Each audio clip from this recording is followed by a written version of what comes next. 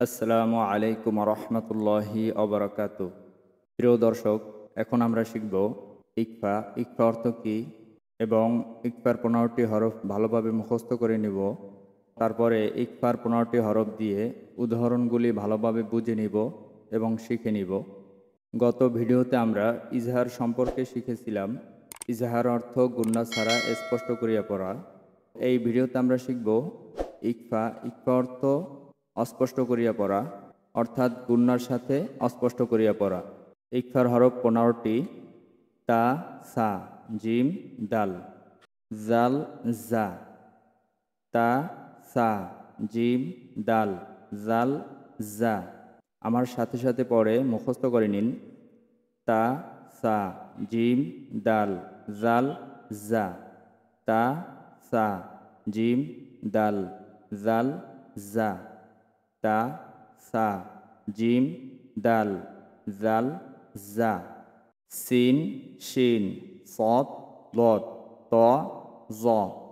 Scene, শিন, সদ, দদ, ত, জ।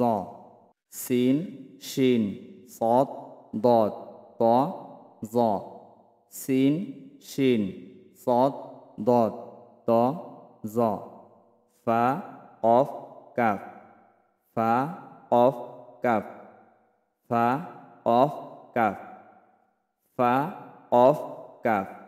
তো কোরআন শরীফ পড়ার সময় যদি আপনি ইকফার গুন্না ঠিক রাখতে চান, তাহলে অবশ্যই ইকফার এই 15টি হরফ আপনাকে আগে ভালোভাবে মুখস্থ করে নিতে হবে এবং মনে রাখতে হবে। তারপরে আসি ইকফা সম্পর্কে।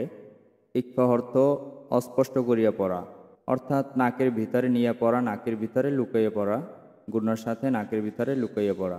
নুন সাকিন ও তানভিনের পরে ইকফার 15টি হরফের যে কোনো একটি হরফ আসিলে উক্ত নুন সাকিন ও তানভিনকে নাকের ভিতর লুকাইয়া গুন্নাহ সহ অস্পষ্ট করিয়া পড়িতে হয়।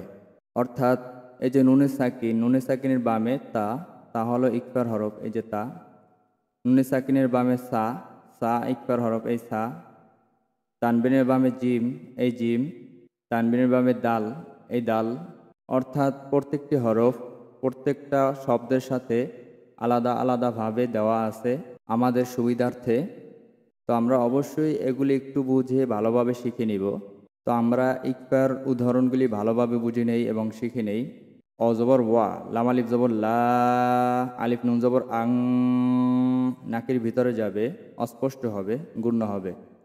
আলিফ নুন জবর আং, তামিম পেশ তুম, ওয়ালা আং।